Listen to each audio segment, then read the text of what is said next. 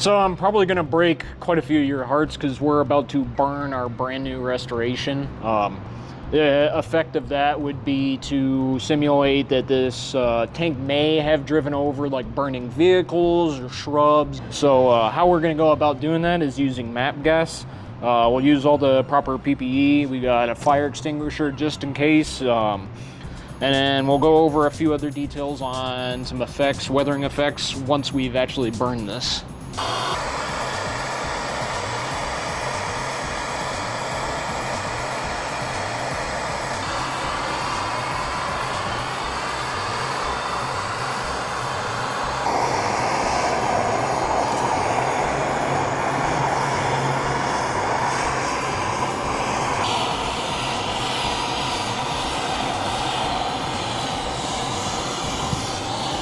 Okay, so now we're going to use the Scotch-Brite pad. We'll use this to kind of make it seem like it was burned, but not like 2 seconds ago. Yeah, and that'll help get rid of some of the soot that'll fall off eventually.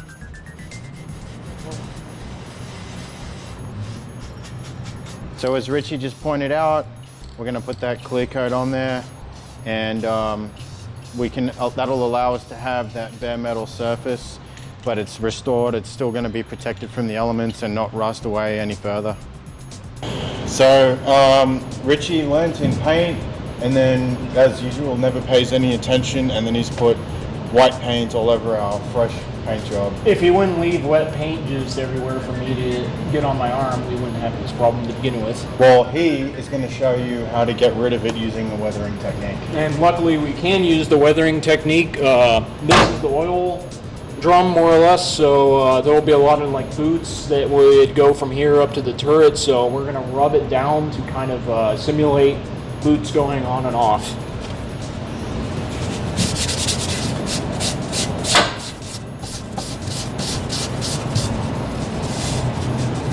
Alright, so here we're going to use acetone, and basically it's a paint solvent, so more or less what we're doing is speeding up the process here of what I was just doing. Just to go by a little bit quicker. Some areas you don't want to be as quick, but this area is a good example to use it on.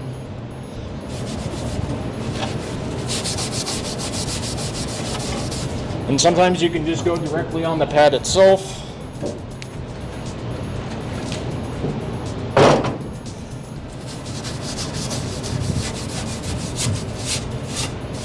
Now we're going to move into the washing, and this, what this is going to do is this is going to make the tank, instead of all the colors looking uniform and new, this is going to dirty everything.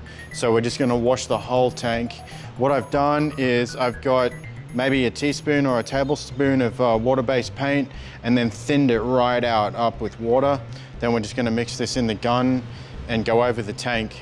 You can also change the shades that you use depending on the environment you're going for.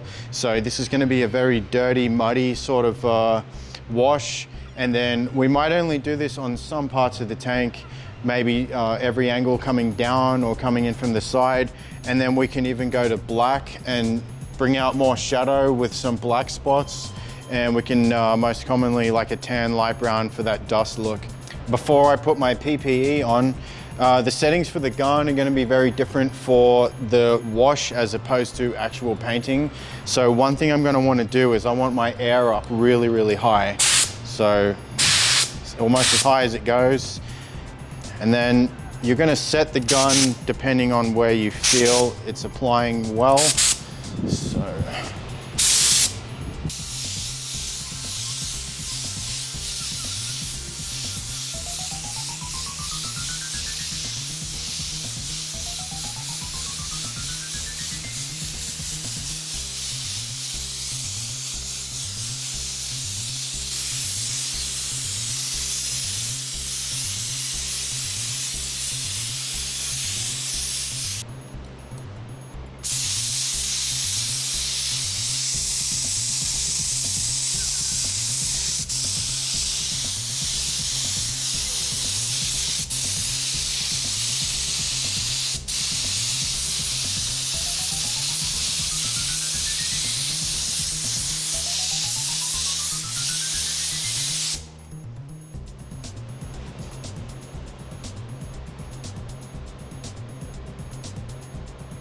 so we're at the next stage of weathering now.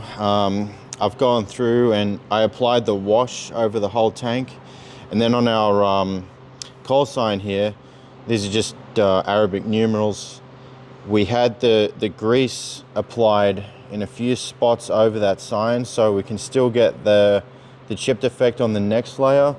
I've just come through and you can tell where the grease is. I've kind of picked it away and cleaned it out.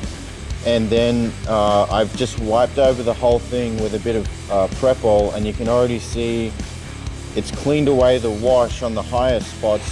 So it looks like the tank was dirtied and then cleaned a little bit. And this is looking pretty weathered, but I'm not gonna stop here. I wanna show you guys a few more tricks. The techniques are mostly the same. So for example here, you can tell you know, it was chipped away, but to me, it still looks just a little bit too fake. You can see these streak marks here. And this is getting into real detail. So I'm gonna show you now how we blend that. I've got Prep-All in a bottle onto the Scotch-Brite pad, and I'm actually gonna rub through into the next layer of paint, and maybe even in some cases right down to bare metal. And I'm gonna go around the edge of that chip mark and get rid of those streaks, so it just looks that much older. Okay, so now maybe just a little heavier on that one. I'm gonna take this right down to bare metal in this spot.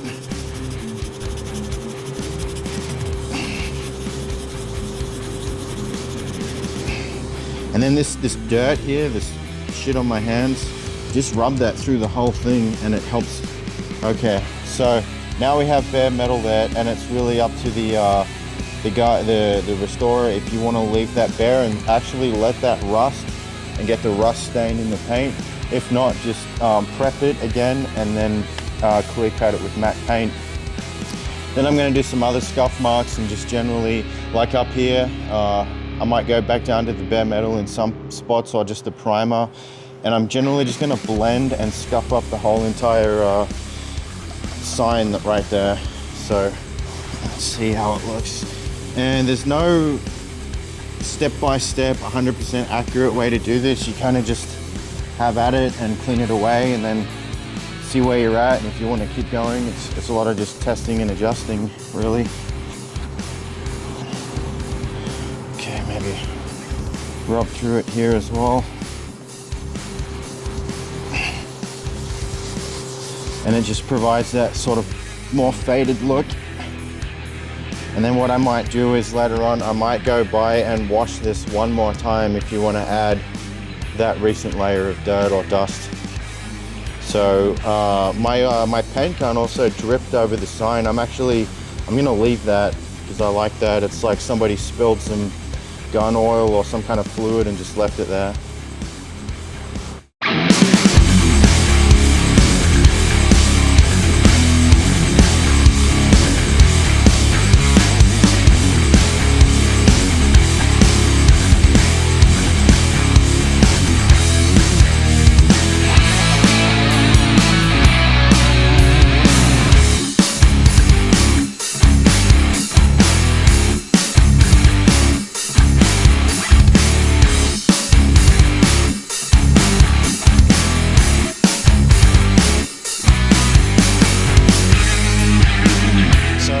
Here I'm going to demonstrate once again the fading effect and how exactly it works.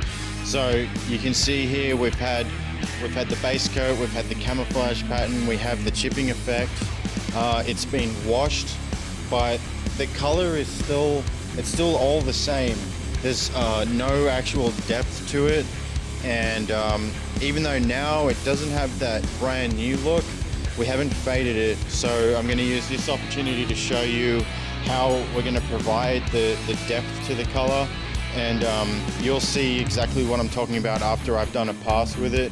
So for this, you can either use that angle grinder and the Scotch-Brite pad, or in this case I got an orbital sander, and I'm going to deliberately leave my sanding pad very dull. I'm not going to replace it, it's already well used. So when I hit the tank, it's not so sharp that it just cuts right back to bare metal immediately.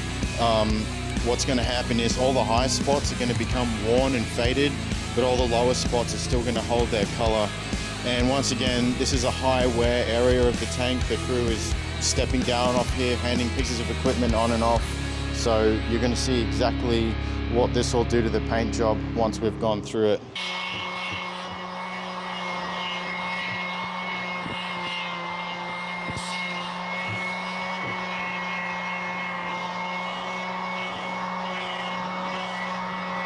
Okay, so it looks already pretty well worn at this point. I'm gonna just wipe it down, get all the dust, the paint dust out of the way, and you'll see what I'm talking about with the depth. Now you can still see the camouflage pattern, but now you see depth. There's a lot of contrast to it, and all the different colors have faded through. So that's creates a really cool effect. If you want to, you can go back over this and wash it to make it look dirty. That's naturally going to happen for us anyway once we start operating. The weathering is mostly done, but we have added the Arabic writing to create a little more character on the tank. And obviously we're going to have to go through and weather this as well. The difference being, because this was brushed on pretty lightly, when we go to attack this to do the weathering, it's going to be very harsh over the writing. So depending on if this was some really delicate nose art that took a long time for you to recreate, but you still want to weather it, I've just painted it on, and before I actually do the weathering of this, I'm going to protect it with some matte clear coat. And this is basically going to be so that when we go through to weather it, it's not so harsh on the paint, and it'll take a little bit more abuse. Also, we have some of the writing here in high wear areas of the tank.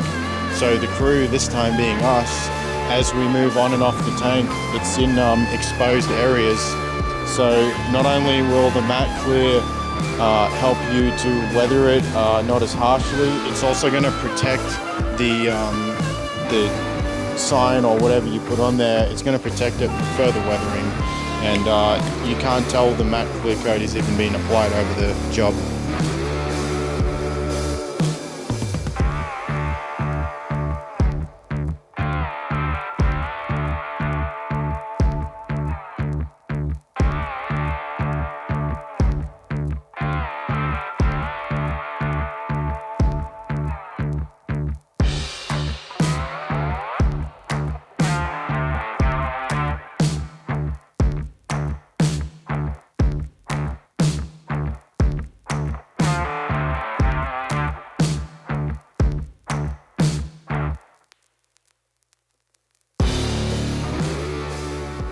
So now we're moving into the final phase of weathering.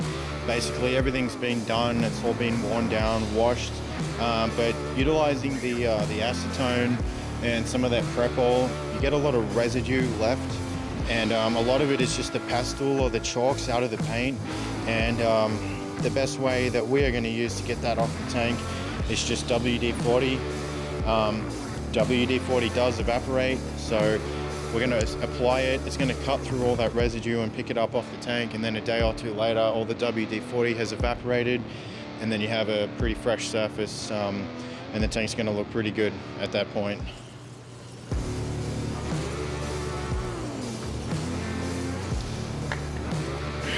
Okay. So you can see it's already cutting through a lot of the residue we left behind. A lot of it's just sanding dust. You could take the tank back outside and wash it again, but because the acetone is pretty harsh on the paint, I like to put a bit of WD-40 on there just to get the moisture back into the paint. We're just doing some of that final research, and we wanted to show you guys where we pull our information from. So we use real world examples, and obviously once again the modeling community is the best. You can see all these props here that go on the tank, and this basically just gives us an example of what to look for and how to utilize the props that we have. What the props do is, again, the props draw the eye and then actually help tell that story and give the tank a little bit more character and help people get a little bit more understanding of how the tank might have been employed in whatever theater it was in. We have various ammo boxes, and we've just mocked some of these up to be in Arabic, and then I have a Russian one up here. And then we have some kind of flag that was purchased from a military show some years ago that was in our storage. It's not a military unit, it's guys doing what they can, using whatever they can find. They don't have any formal military training, so things like camouflage and concealment, that sort of nature doesn't necessarily apply here. You know, these guys have gone real Wild West and added some kind of side skirts. They've got car tires up here for who knows what, maybe extra protection. But yeah, this gives you guys a good example of where most of our research and resources come from. Up the front there, we have some kind of number plates and signage. And you know, these were just acquired off eBay. This one here is pretty new, so we may weather that using the same techniques you've seen prior. You see a lot of the militia groups using civilian purchased equipment, or I say purchased loosely, but you know, things like water storage and basic supplies, they're still going to have those on the tank. So we have an old igloo here. Of course, we have T-55 dummy rounds, so there'll be several of these stored inside the tank.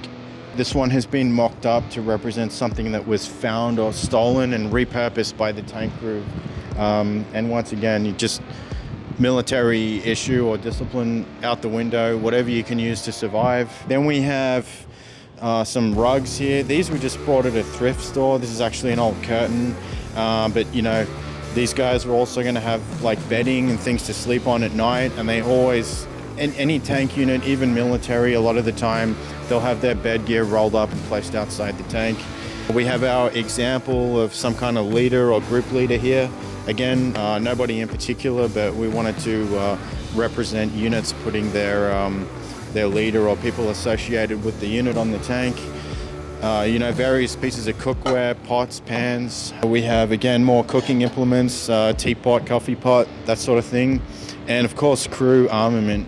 So we have a dummy AK-47 here, the underfolder stock being more preferred by a tank unit. We have CHICOM issued rigs, which you see everywhere throughout the Middle East. Some of you guys probably wondering, what the hell am I doing? Did I lose my mind or what? You know, hanging all this crap on the tank. This is a specific example of what this tank can be. It, in real life, of course, it doesn't have to be. Not all tanks, captured rebel tanks, had things like this. So, and because of that, we made it removable. So it's not welded on, it's bolted on. It gives some level of protection against shape-charged warheads. And the most common ones on battlefields today around the world would be something like an RPG-7 warheads. Those are, as I said, shape-charged grenades, and the job that this cover is supposed to do is not really to stop the round. What it does is it detonates the round before it reaches the main armor. That's its whole point. So by the time the round passes through this cage, whatever's left of it, after it was detonated, it loses most of its power. I believe it's roughly about half of it. So it gives a chance to this vehicle, it gives a survival chance. All modelers out there and restoration experts to be, or this has been a very exciting project for us. Definitely a great and interesting experience to see how it's done on one-to-one scale, real size, life-size machines.